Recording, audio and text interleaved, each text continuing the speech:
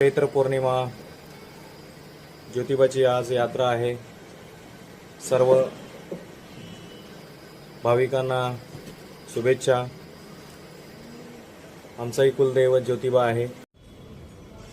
ज्योतिबाच्या नावानं चांग भलं चांग भलं र चांग भलं, देवा ज्योतिबा चांग भलं चांग भलं र चांग भलं, देवा ज्योतिबा चांग भलं।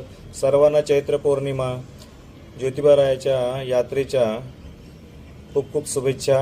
सर्व भाविकांना खूप खूप शुभेच्छा। आज ज्योतिबाच्या डोंगरावर गुलालाने सारं डोंगर आणि सारा मंदिर परिसर न्हाऊन निघाला असणार।